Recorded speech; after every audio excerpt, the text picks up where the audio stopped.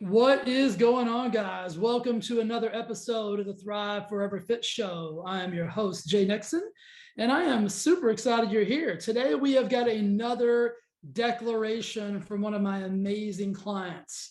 Today, you're going to get to meet Miss Amanda. Amanda has made the declaration and accepted the opportunity of accountability to work with me for the next 90 days, being extremely accountable, being extremely vulnerable. And as you're going to hear in today's declaration session, she has made the decision to go all in on being her true, authentic self. You're going to learn a lot of amazing things. And I promise you, this podcast by itself is going to be help you. It's going to be transformational in your quest to live and be the person that you were born to be. It's going to help you take your mask off. It's going to help you be more vulnerable. It's going to help you live a more authentic and life of alignment, which I know we all deserve and which I know we all desire. So guys, saddle up, get ready. Amanda is going to blow you away, and I'm excited for her 90-day journey. It is about to begin right now. Amanda, what's going on?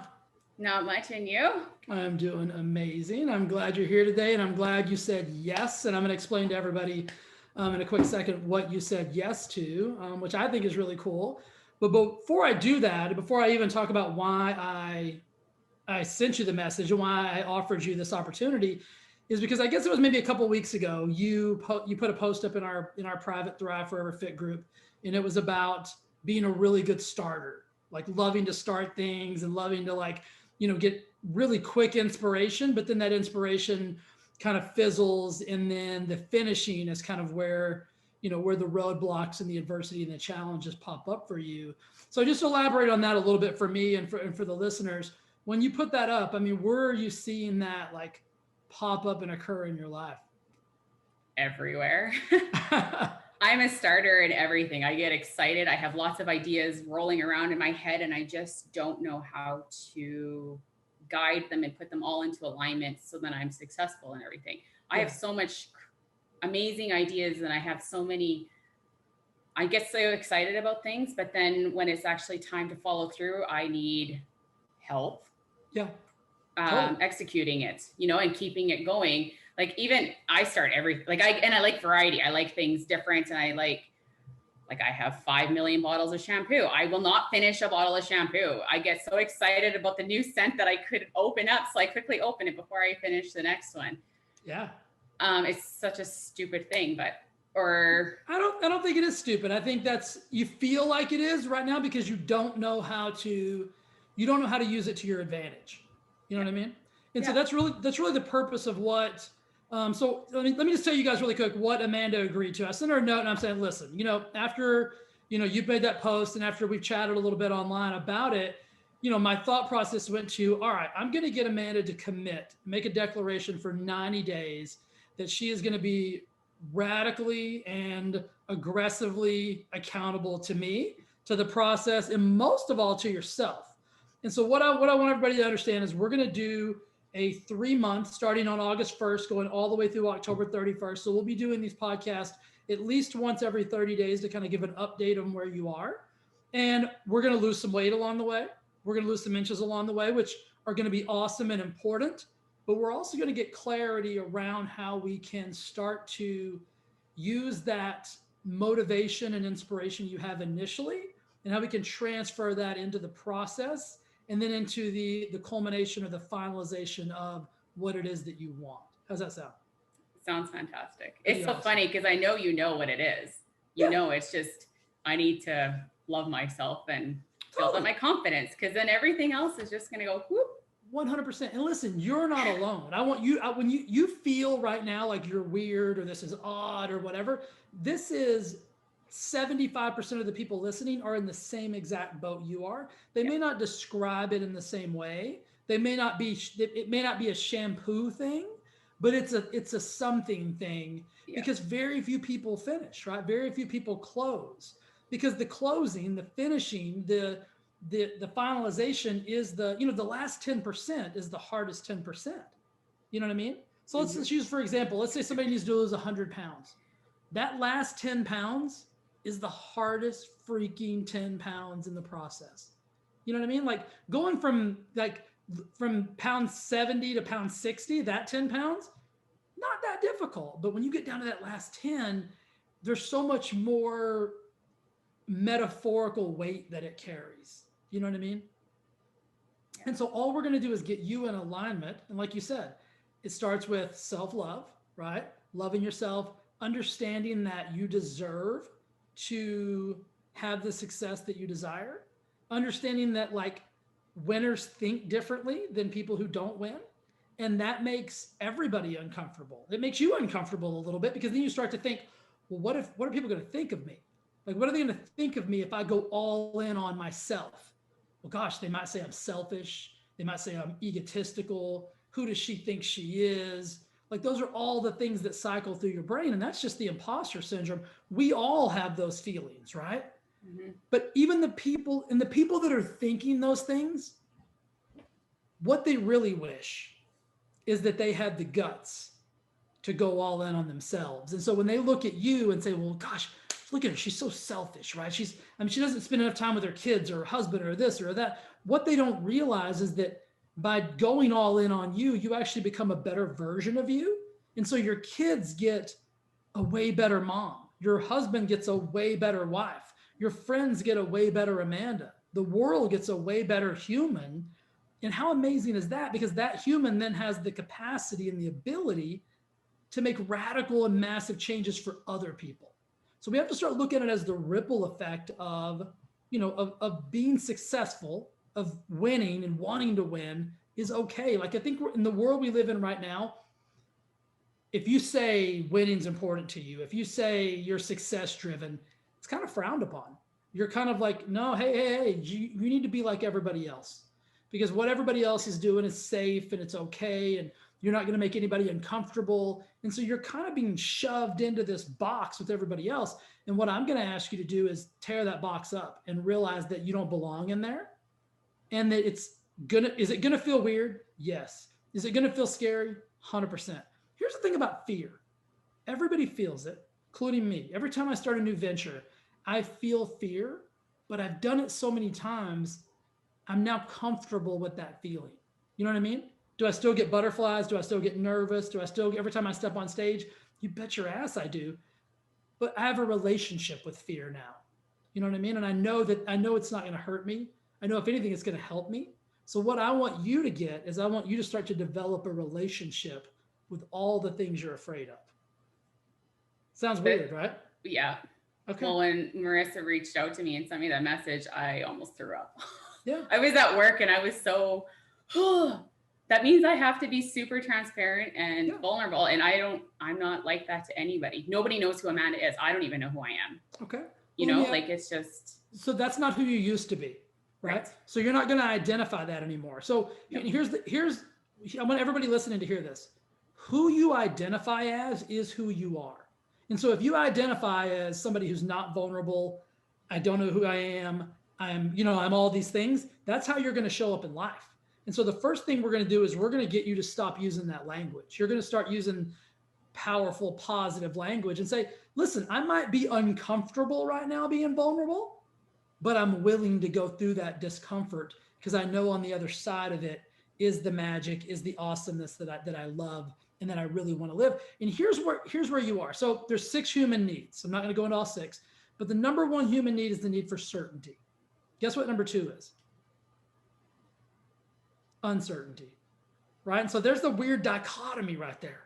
You are someone who even though you might not believe this, you crave a little bit of uncertainty. And it's not uncertainty in the fact that you don't know what is going to happen, but you like variety, right? Variety and uncertainty are kind of the same thing. You need that spice, right? So all we need to do is figure out how we marry uncertainty and certainty, and we create this collision in the middle, and that's what's called alignment.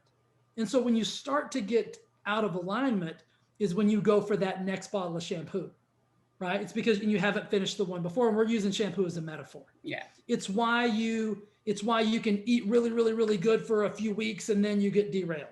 It's why you can do this for a few weeks and then you get derailed. It's because you desire uncertainty, and that's a perfectly beautiful thing because that creates excitement for you. So what we need to do is we need to keep you excited about the journey. And that's what I got to get you to understand, is that falling in love with the process will allow you to interject that uncertainty in there. Because if you really think about this, every project that I've ever done, I'm certain about what I'm starting. Like, I know where I am. I'm certain about where I'd like to go, but in the middle is what? Uncertainty. Whole bunch of it. Yeah. Right. And so for you, we can harness that because that's really what you love. So we just got to get you to harness that variety in the middle and not create boredom around it. So right now you associate certainty or lack of variety with boredom, right? Yeah. You need something fresh and flat. Okay. So all we've got to do is get you to change your association, because on the journey, let's just say right now. So right now, I mean, I've got your weight statistic in front of me. You're about 192.6. We'll call it 193 pounds, right? And it sucks to hear that out loud. Like, I know that didn't make you happy when I just said that. No. That's okay. No. It's okay, because guess what? It's a freaking number that has zero It is a value. Number, and it might mess me up. Zero. But there's no value. So let's talk about that. You're giving something value. Yeah. That is really, it's energyless. It has no heartbeat. It has no anything. Like, it's just simply a freaking number on a page or on a scale. And so what we've got to get you to understand is that the power that you're giving away to that is power that you can be harnessing to actually propel you to where it is you want to go. So if I said to you right now, okay, Amanda, 193 pounds right now, at the end of 90 days, if you're a numbers person, what would that look like? Like, what is that? What would put a smile on your face? Well, like, my goal was 155. Okay. But I have no idea what I'm going to look like there. And who cares, right? Who cares about the 155? I think the number in and of itself it's a metric that we need. It's like a GPS, right? Yeah. So we know we're going to plug in 193 in our starting point, and we know that we want to go to 155. So we know between here and there, we're going to have to do some stuff, right? And there's going to be some adversity. There's going to be some challenges. There's going to be you having to get vulnerable with yourself. There's going to be those days when you have to love yourself more than you loved yourself yesterday, which is going to be challenging for you. But you just made a declaration to me, to yourself, and to the world. And so we got nowhere to hide, right? So we're out in the open. I know. Now. It's gonna feel weird. It's gonna get icky some days, but I can promise you this: if you'll go through that ick, and if you'll go through that discomfort, and if you'll go through the process, and by saying if, I know you will, at the end of 90 days, the number is going to be inconsequential, right? Because it's who you're going to evolve into in the next 90 days is going to be so much more powerful and so much more important than a number. And then we'll figure that those numbers will take care of themselves, right? Yeah. Weight loss is simply a side effect. It's always a side effect of you living in congruence with who it is that you really want to be. Can I just make a note here? You can make as many notes as you want. I'm probably 40 pounds heavier than I was when I got married, but I'm pretty damn close to the same size. So I need people to understand the weight is just a huge, I don't, 100%. The scale's telling me I'm fat, and I don't that's a hard thing for me to deal with. Pause. The scale's not telling you you're fat. It's the association you have with a number that it's telling you you're fat, right? And so and this is where I want everybody to listen. Amanda just made a gorgeous point right there. Let me ask you a question. Has the scale ever said a word to you? If it has, I need to get one of those bad boys because I'm interested. But have you ever looked down and the scale is like, what are you doing? Ever? No. What? Okay. So the scale is not telling you anything. You're 100% right. So who's telling you that? My head. You are, right? Yeah. Okay. Beautiful. That's perfect. Yeah. So the scale can't speak. So we've got to get you to stop using that language and having those talks with yourself. Yes. Right? Yes. So the word fat should only be used in the perspective of, if we're talking about macronutrients, right? Protein, carbs, fats. Yes. We should not be identifying human beings as fat or skinny or whatever it is. And so you've got to change that association you have with that word. The only time that FAT means anything to you is if you're eating it.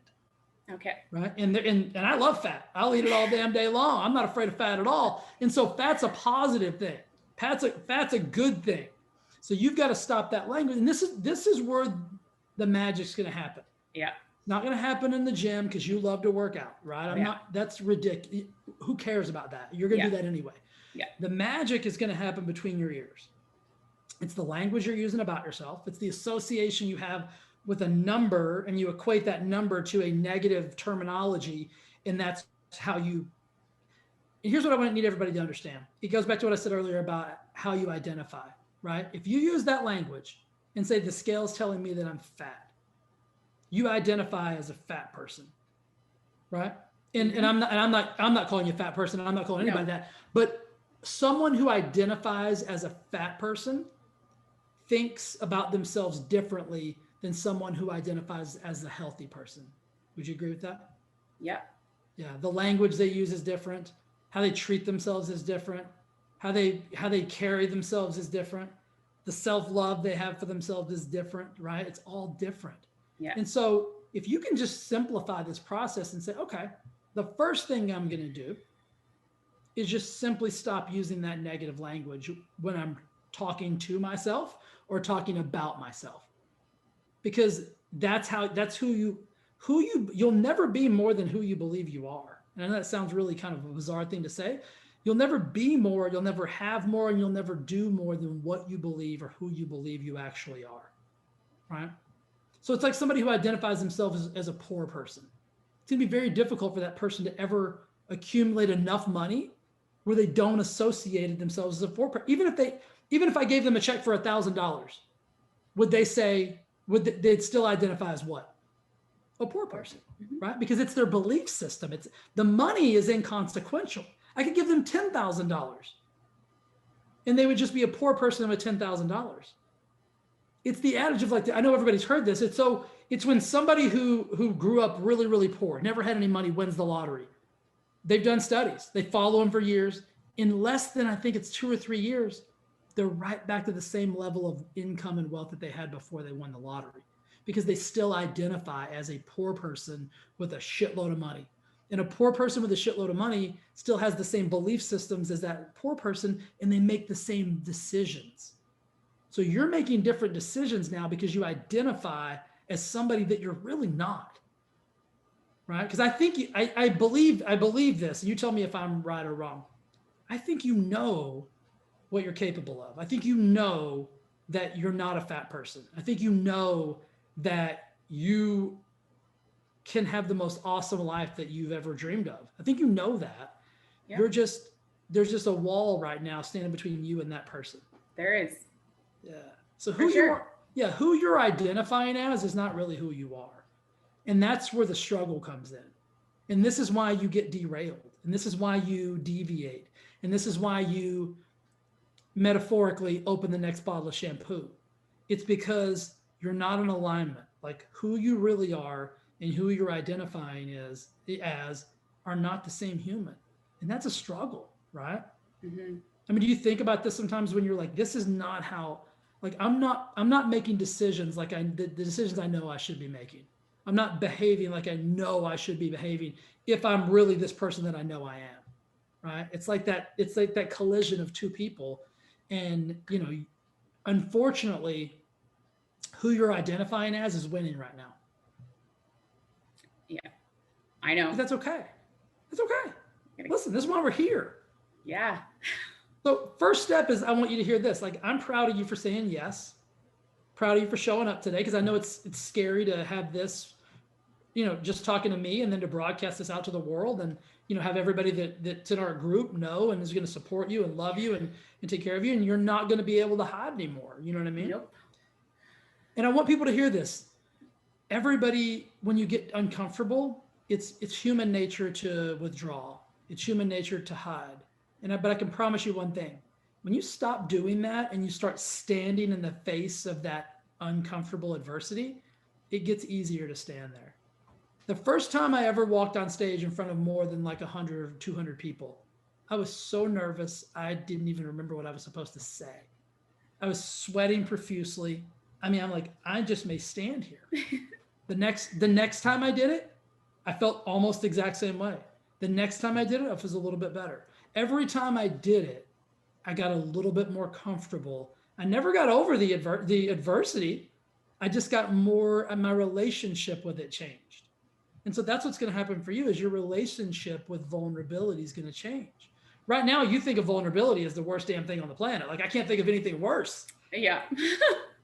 Than I was having to even be thinking vulnerable.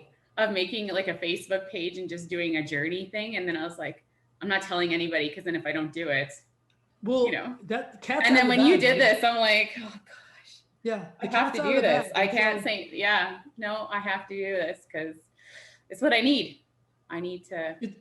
It's what you deserve, right? Yes.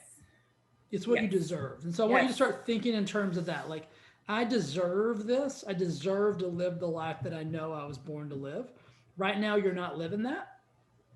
And you need it. You deserve it. You want it. And that's where, so when desire and a decision collide, that's when the magic happens. You've got the desire.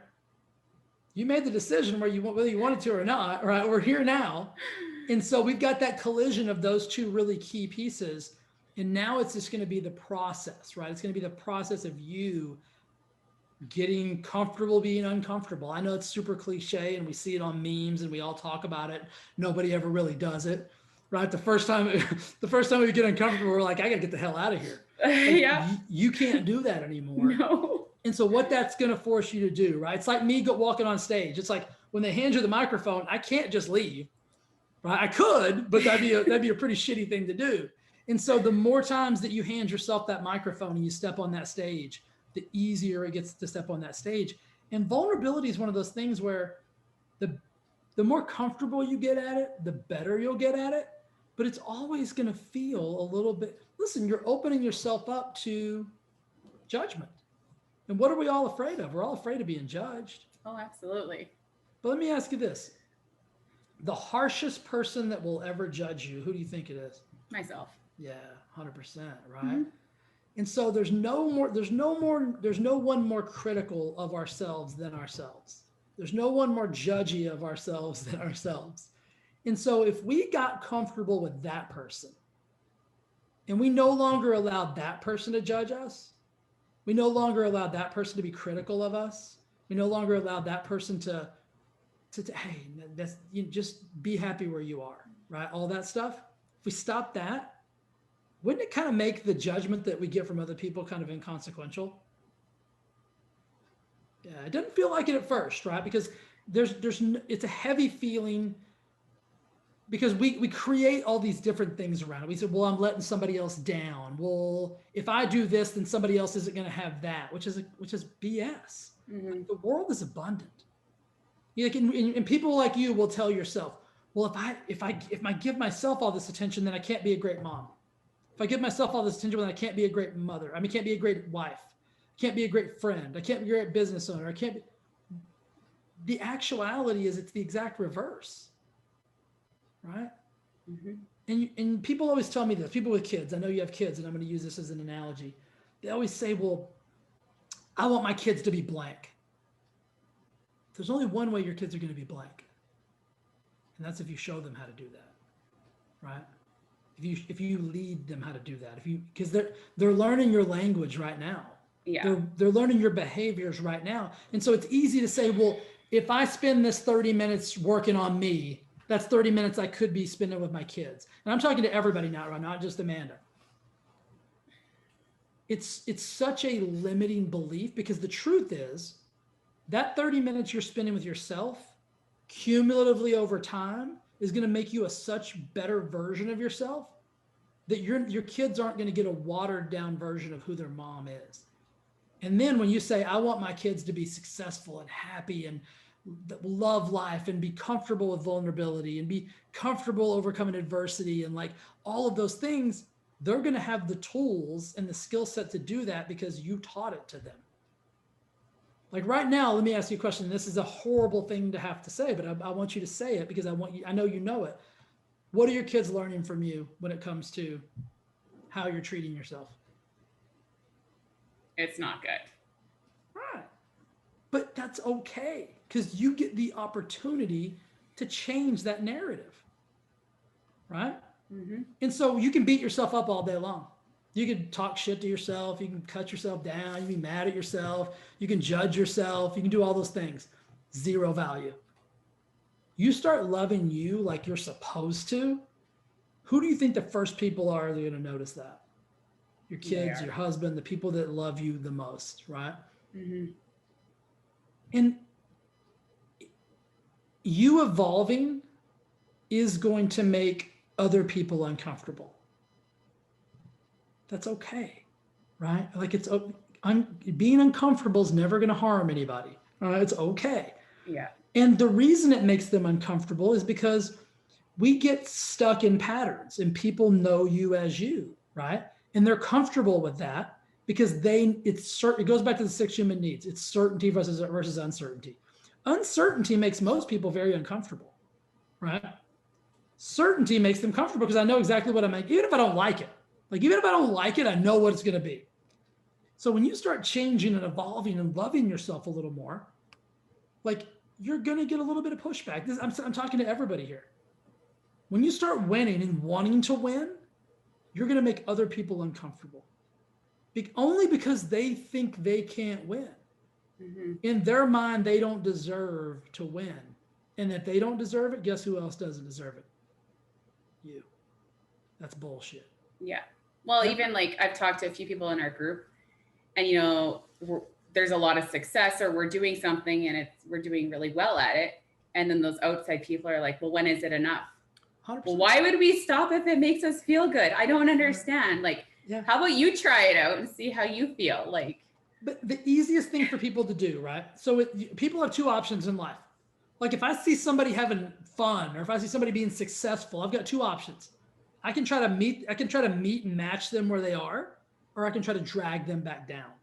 And unfortunately, we have grown into this society of it's easier for me to drag you back down than it is for me to try to match you and see what it is you're doing. Now, listen, I may do what it is you're doing. I may not like it. It may not be for me, but I'm still not going to judge you for wanting to win in that level, in that aspect of your life. And so you're 100% right. But all that is not understanding, right? When people don't understand something, what do? They bash it. They judge it. They're like, that's got to be bullshit. That's fake news. That can't be true. It's like, well, maybe it is true. Maybe you just don't know enough about it. Maybe you don't understand it. And so I try to do a really good job in my own personal life is if I don't understand something, I don't want to judge it. Like, it's not for me to judge. And so that allows me to not give a shit if somebody judges me. You know what I mean? And that's where you've really got to get to. When you start loving yourself and you stop judging yourself, you're going to care way less about the other people that judge you. Yep. Right. It's like I always tell Lori, like if Lori comes to me and she's like, oh, hey, this is bugging me or whatever. This sounds crazy, but this is really how my brain works. And this is how we've all got to start to think is that person who said that to you is inconsequential in your life. And what I mean by that is they're not going to pay your bills. They're not going to be there when you're sick. They're not going to be there to help. You know what I mean? Like we allow so many inconsequential belief systems into our brain that derail us. So you've got to get really laser focused on who am I? What are my desires? What do I want to do? And as long as those desires don't harm another human being, there is absolutely nothing wrong with them.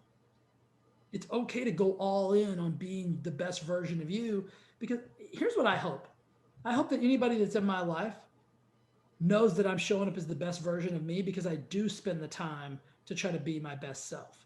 And I would hope, and I can look back, like, if, the rearview mirror is a great tool if used appropriately. I can look back on how I used to be, like when I was in my 20s. I was a raging lunatic, a psychopath. Like, I wouldn't want to be friends with me for a second. I was a moron. I mean, I'm lucky. I'm lucky I'm alive. And so that versus this, I'm going to take this all day long, even if people don't understand it. You know what I mean? So be okay being misunderstood.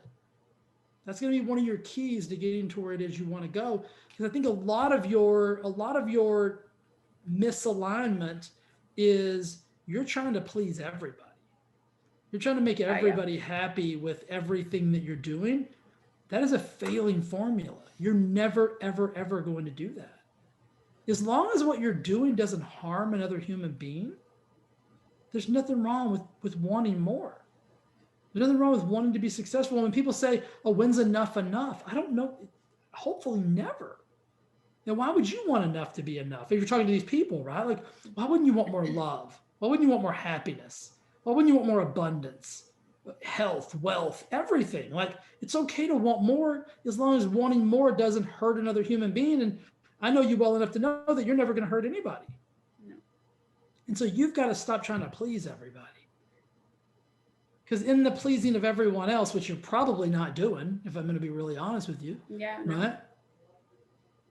You're displeasing the most important person in that equation. And I think that's tough for other people to really understand, is that it's okay to put yourself first. You can't pour from an empty cup. Right? And I would much rather have a vibrant, abundant, thriving you for 10 minutes than I would a watered down, half-assed version of you for an hour. Wouldn't you agree with that? Absolutely. Yeah. And so you got to start showing up as that amazing, vibrant human being that you really are. And we've got those two people right now. We've got who you really are, who you know you're supposed to be. And we've got that other version of you that is standing behind fear. She's stuck. She's afraid. She's using fear to keep herself stuck. She's using fear to keep herself bouncing all over the place. And so we're just going to start to move away from that and move back toward the person that you truly are. And the number one way we're going to do that is through just the language that we're using. And that sounds, people are like, that sounds easy. Trust me, it's not. Yeah. Because you're programmed. You've programmed yourself to say, well, look at the number, I'm fat. That scale's never said a word to you. No. Right? Never once is it uttered a sound. And so you've got to stop projecting your power into other things and other places, and start harnessing that to be the best version of yourself, right? And that's positive, powerful language. How do you identify, right? And we've worked on this a lot, like in the group in a big global scale, like, I am, using the I am statements, the positive affirmations. You've got to attach an emotion to those things, right? But there's a big difference in saying I am whatever, I'm happy. Like if I say I'm happy versus attaching an emotion to that and actually feeling happiness, right? It changes the game.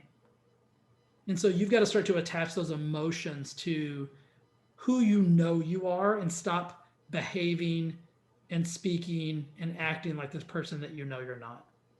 It's so crazy. Because I know, like one of mine is I am strong. That's one of my things.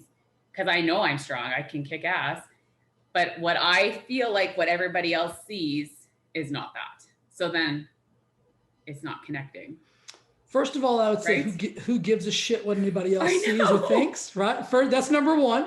I know. And I think you would be I think you're mistaken. I see what you're doing is you're projecting your inadequacies through other people back to you. I know. Yeah, and it's so crazy, right? It is crazy. And so crazy. First and foremost, it's none of your business what anybody else thinks about you. And it's none of their business what you think about yourself, and vice versa. And so whenever you say I am strong, the only person that matters who believes that is you. Right? It doesn't matter if anybody else believes you or not. I could care less if somebody else believes what I say I am or what I say I'm going to do. The only thing that the first person that it's important is that I believe it. Because if I believe it, then I can go achieve it. If I don't even believe it, well, then who gives a shit what they think anyway? Because we're all wrong. Right? So you just be right for you, and you stop projecting your inadequacies onto other people and mirroring them back to yourself. It doesn't matter what they think. It matters what you think, and it matters what you believe, right? So when you say I'm strong, you got to have a belief system around that. And most importantly, you got to start behaving like a strong person. You gotta start talking like a strong person. You gotta start thinking like a strong person. Strong people don't have weak thoughts. That's a fallacy, right? Everybody has weak thoughts, but you know what I'm saying. I know. A strong person identifies as a strong person. A strong person believes they're strong. A strong person makes decisions from a place of strength, not of weakness, right? And right now, you view vulnerability as weakness. You Mhm. view all these things as weakness, and they're not, right? Someone and there's a big difference in being vulnerable and being, you know, overly whatever it is, right? Like crying all the time and like being upset. Like, that's not vulnerability. But vulnerability is just being able to be honest with who you are, what you desire, and what you want out of life. Like being your authentic self is being vulnerable. And that shouldn't be scary because it's who you were born to be. Mhm. Right? When you're born to be something, you're actually doing yourself, the world, and everybody else a disservice by not behaving as she would behave. Right? So the world doesn't need a false version of you. Like we need the real thing. Like we need the authentic, no masks, no false anything. We need you who you were born to be. And guess what? If some people don't like that, tough shit. It's gonna have to be okay. Right? Right. You gotta like you. That's the number one thing. And then we'll worry about who else likes you down the road. Okay. Deal? Yeah. What else do you want to get out of this? What else do you want to get out of these 90 days? That is the hugest thing. Like people are going to be shocked that know me. Because there's a lot of people that follow this that know me. So that's why I was crapping my pants.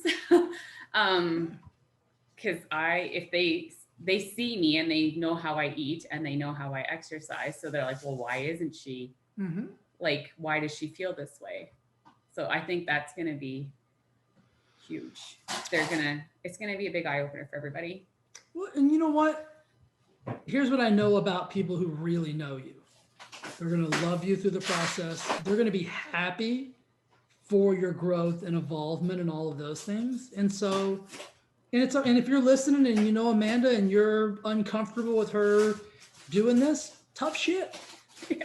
Like it just probably means you need to work on something within yourself. So what I would suggest that we all do is that we all get uber supportive. We all get on the same page and we all help you, right? Because listen, you never get anywhere in life on your own. Nobody. The strongest person on the planet has a team of people with them that is helping them and guiding them and supporting them and doing all of those things to help them get to where it is they want to go. Sometimes the people that you think are going to be your biggest supporters won't be. And you got to be okay with that too. Right? Yeah. That is not a reflection of who you are. It's a reflection of who they are. And they get to be who they want to be. Right? But that doesn't detract from who it is that you deserve and desire to be. So I'm proud of you for going on this journey. You're going to get uber vulnerable. If you guys are part of the Thrive Forever Fit program, you obviously know Amanda, you're going to get full access to everything we're doing. We're also going to be posting this stuff up in the Wellness Lab. And so anybody who's part of the Wellness Lab, if you want to follow along, Marissa will be making posts about Amanda. She's going to be doing some more interactive stuff. I'm going to force you into a little bit of, to an uncomfortable space, but you'll just always have to remember that you're not alone, right? And there's nothing to be afraid of when you're not alone, right? You've got the best support, the best accountability system, the best team on the planet. And so you don't have to ever worry about being alone on this journey. If anything, you're going to have more support than you could ever ask for. And that may in and of itself be overwhelming because then you're going to start thinking, well, I don't want to let these people down. Screw them. Screw me. To hell with me. Like this isn't about letting me down, right? This isn't about making me happy. This isn't about anything. This is about you. And if you win, we all win. Right. And that's the most important thing in this. That's what you got to keep at top of mind. This isn't about me. This isn't about the group. It isn't about anybody else. This is about you winning for you. And if you'll do that, that's going to help you when those uncomfortable situations pop up, is because you're doing this for you. And that's the declaration. That's the most important piece of this entire puzzle. Right Thank on? you so much. I'm so grateful for this. No, listen, I'm proud of you, man. Like this is part of like I said a while ago, we get nowhere in life on our own, right? Yeah. And my entire life's mission and purpose and everything is exactly this: is that I need you to be the person you're supposed to be, right? Because that makes the world a better place. And by doing that, the ripple effect of you being the Amanda that we're supposed to get is going to be exponentially more amazing than I could ever achieve or do on my own. So I need you to be the person you were born to be. Like, that's going to be the win for me. Right. All right, buddy, I'm proud of you. We are going to kick ass. We're going to be accountable. We're going to get vulnerable. It's going to be fun. I want you to remember that as well. It's supposed to be fun. Yeah. We're supposed to be able to laugh, right? There's going to be some days you're going to fall on your face.